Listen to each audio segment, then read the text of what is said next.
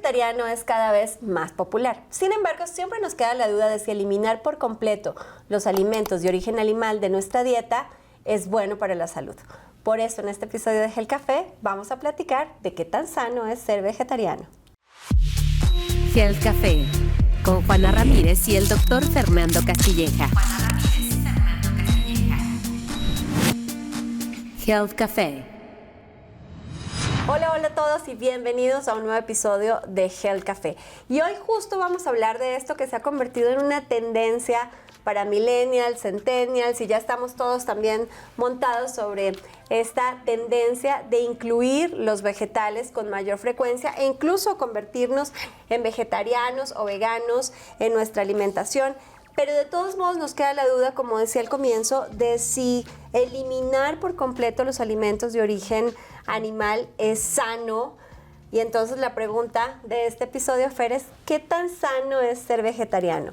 Así que para todos los que nos están viendo o escuchando, ya saben, suscríbanse y cuéntenos, ¿ustedes qué consideran? ¿Creen que es bueno eliminar los alimentos de origen animal de nuestra dieta? ¿Ya son veganos, vegetarianos? Porque de eso vamos a platicar hoy.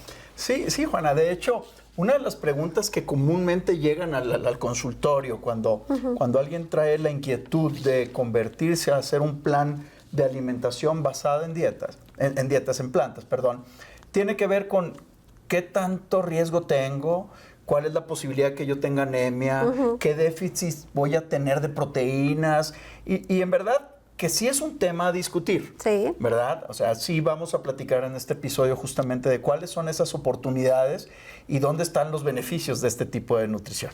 Y aquí, a ver, para ponernos todos en sintonía de lo que estamos diciendo, cuando hablamos de alimentos basados en plantas, vamos a hablar de todo lo que produce la tierra, o sea, de las frutas, de las verduras, de los cereales, de los granos. Esa es una alimentación 100% basada en plantas. Y cuando hablamos de los alimentos de origen animal, pues nos referimos a las carnes, la carne de res, de cerdo, de vaca, de aves, de los pescados y los derivados. Y los derivados también. Y yo creo que vale la pena para empezar la conversación que platiquemos cuáles son las corrientes de la alimentación basada en plantas. Eso, porque hay como de muchos tipos. Vamos a tratar de clasificar los 5 más importantes. Los veganos son las personas que se alimentan exclusivamente de plantas, vegetales, frutas, etcétera, pero que eliminan completamente no solamente los alimentos, los cárnicos, sino que también eliminan los derivados de animales como el huevo, como los lácteos e incluso la miel. El siguiente grupo o subgrupo de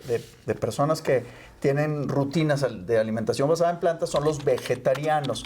A diferencia de los vegetarianos sí aceptan en sus planes de alimentación algunos derivados de los animales, por ejemplo, el huevo y los lácteos. De hecho, de aquí salen 3 corrientes. Los ovo-vegetarianos, que son los que vegetal y huevo, los lacto-vegetarianos, vegetal y lácteos, y los ovo-lácteo-vegetarianos. O sea que además de vegetales, consumen huevo y consumen lácteos. Así es, pero sí evitan los productos cárnicos, tanto de pescado como pollo, pescado, aves y res y cerdo. Ok, aquí van mis favoritos, o sea, yo. Los flexitarianos. Los flexitarianos son las personas, o somos las personas que tenemos una dieta mayoritariamente basada en plantas, pero que somos más flexibles e incluimos normalmente los derivados, normalmente lácteos y huevos con más frecuencia, o alguno de los cárnicos, ¿no? Entonces, en mi caso, por ejemplo, soy más bien pescitariana, ¿no? Porque más que carne de res, sí consumo pescado, mariscos, además de una dieta mayoritariamente basada en plantas. Sí, hay un grupo muy interesante que recientemente ha tenido una gran aceptación y lo voy a decir en su término en inglés, plant-based. Los plant-based son personas que consumen esencialmente vegetales, pero no excluyen los productos, las proteínas de origen animal como los vegan, como los veganos, pero sí piden alta calidad de esta proteína. Entonces son aquellas personas que utilizan todo lo que es basado en plantas y la proteína de origen animal que llegan a tocar, si es que lo hacen, es carne de granja, todo orgánico, aves orgánicas, criadas en granjas locales, se garantizan que estén libres de hormonas. Entonces, más que en la exclusión como tal, se fijan mucho en la calidad y el origen de los alimentos, que sean certificados de cuidado del ambiente, etcétera. Bueno, hay un quinto grupo aún más extremo, y son estas personas que solamente se alimentan de frutas, que son el frugívoro, o el raw vegan, que son personas que no comen alimentos que estén cocidos a más de 48 grados de temperatura. Así es, literalmente, prácticamente comen todo crudo, así como viene de la granja, literalmente, ¿no? Entonces, estas corrientes, si bien parecieran como que haber demasiadas así variaciones, esencialmente lo que hacen es alimentación basada en plantas, con una cultura y con un tema filosófico de alto perfil o de alto nivel, que cuidan mucho el origen y por qué lo hacen. No es nada más el alimento, es una cultura alrededor de la alimentación. Mira, hay una cultura que, aunque no nos vamos a enfocar en eso, porque pues es muy respetable las cosas a las que cada uno cree o defiende, la verdad es que sí te pones a ver cómo se producen ciertas proteínas animales y como que tampoco te dan ganas, ¿no? O sea, ves estos episodios en Netflix sobre cómo se hace la producción masiva de aves, por ejemplo, o las condiciones de los rastros en donde se sacrifican los animales, el ganado, y pues también te dan ganas de dejar la carne. No estoy promoviendo absolutamente el sí o el no, pero hay razones, ¿no? Hay razones que tienen que ver con el impacto ambiental, que tampoco son menores.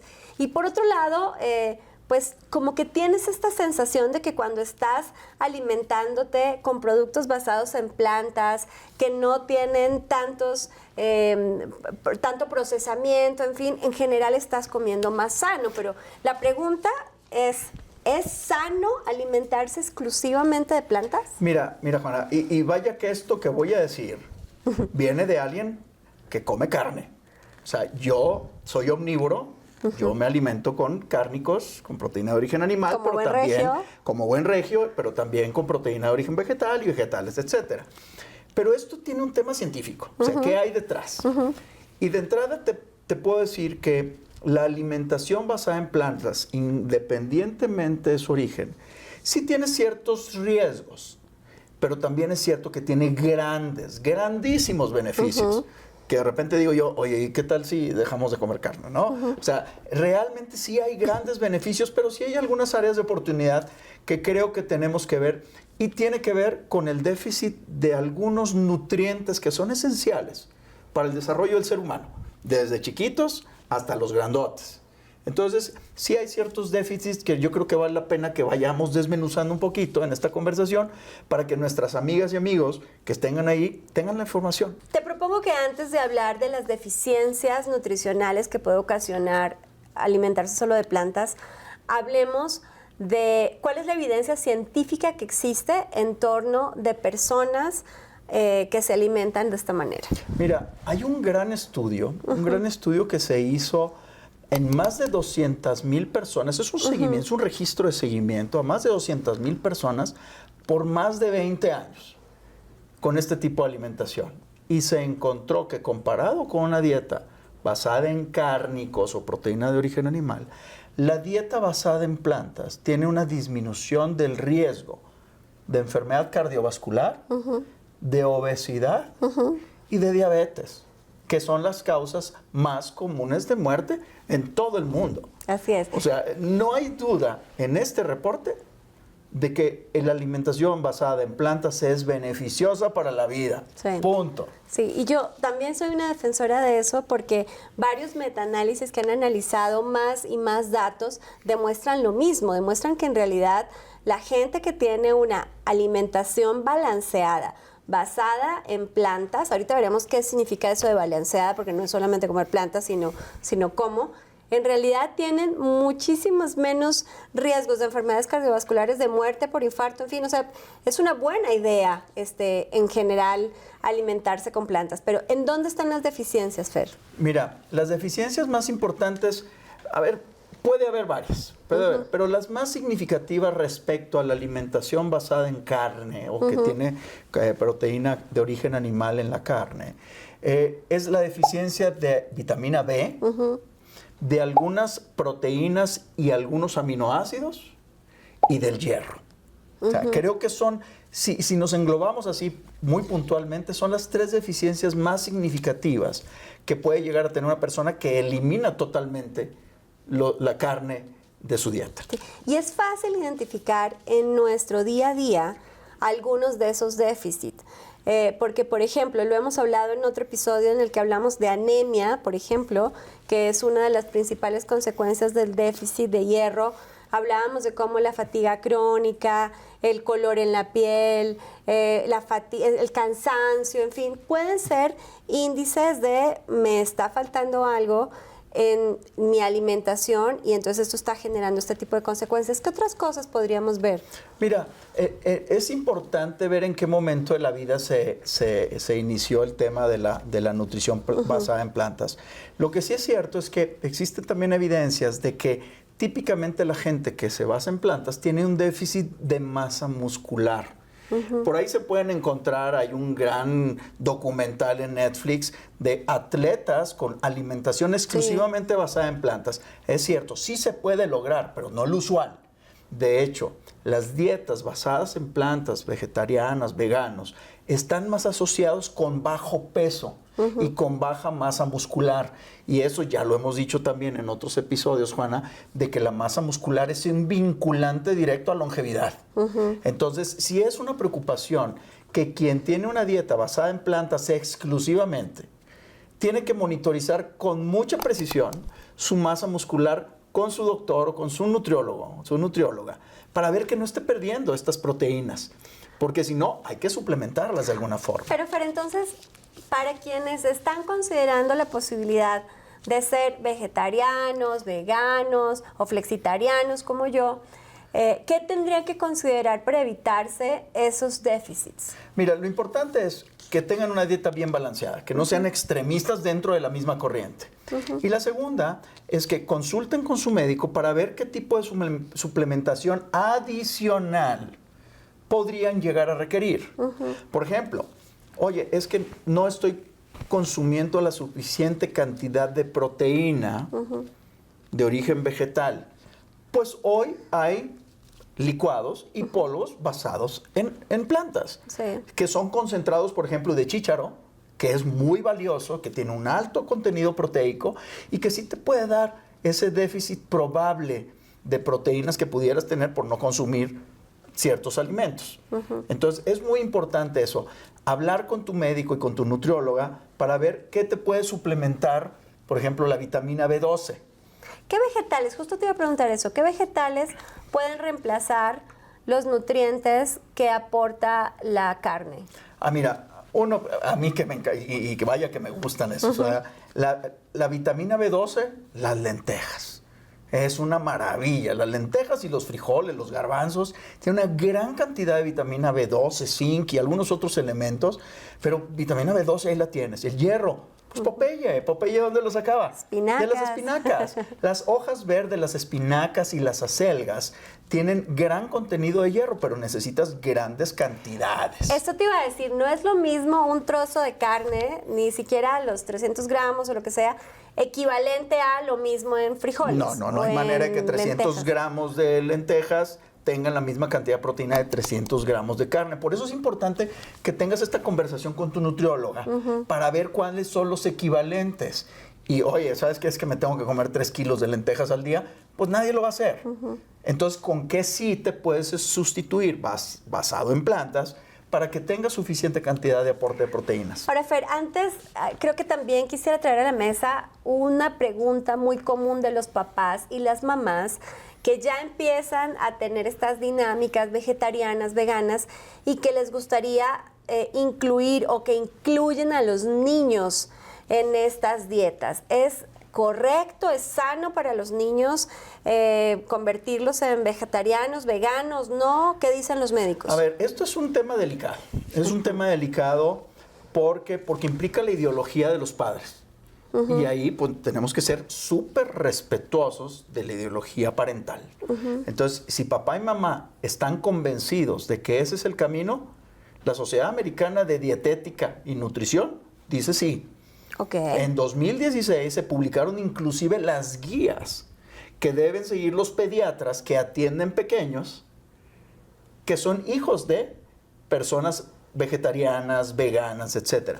Aquí lo muy relevante, o sea, más allá de decidir si sí o si no. A ver, la respuesta es sí, porque papá y mamá quieren. Pues ya está.